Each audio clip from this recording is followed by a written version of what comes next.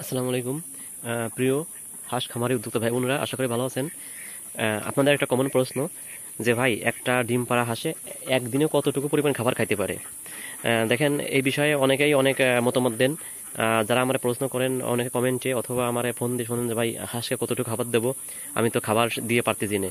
তাদের উদ্দেশ্য বলতে চাচ্ছি, একটা ডিম পাড়া হাঁসে আবার একজন বলছে ভাই, এক ভাই বলেছে যে একটা ডিম পাড়া হাঁসে 120 গ্রামের উপরে খাবার খাইতে পারে না।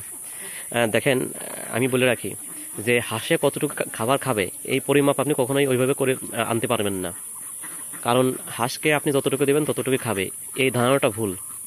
আমার দেখেন, আমার হাঁসগুলো কিন্তু সবগুলো ডিম পারে।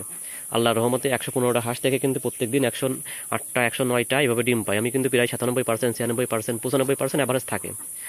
আমি কিন্তু খাবার ওই হিসাব করে দিই না যে আজকে আমি 10 কেজি বা 15 কেজি বা 20 কেজি খাবার দেবো, এই 20 কেজি খাবার আমি সারাদিন 3 বেলা বা 4 বেলা শেষ করে দেবো।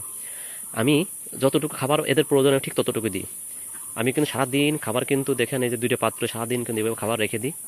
এই পাত্রের ভিতর থেকে ওরা কিন্তু সারাদিন এই খাবারগুলো অল্প অল্প করে টুকরে টুকরে খাই। ওদের যা যতটুকু প্রয়োজন ঠিক সে ততটুকু খাবার খায়। এর কোনো নির্দিষ্ট লিমিট নেই। কেউ 120 গ্রামও খায়, কেউ 30 গ্রামও খায়, আবার কেউ 150 গ্রাম খাবার এরা খাইতে পারে, তার চেয়ে বেশিও কেউ খাইতে পারে।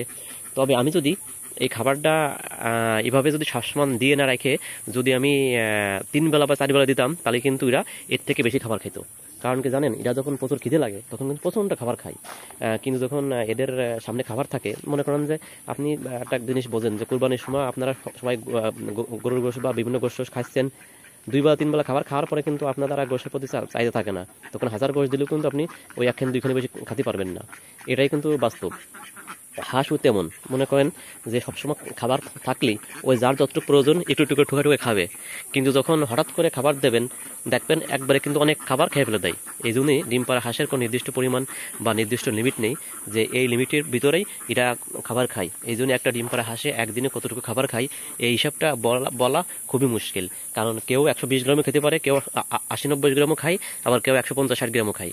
কারণ এগুলো হাঁসের নিজস্ব গঠন, নিজস্ব আকৃতি এবং আপনার খামার ব্যবস্থার উপর ভিত্তি করে এটা গড়ে ওঠে। এই জন্য আপনার ডিম পাড়া হাঁসের সামনে সবসময় খাবার দিয়ে রাখবেন।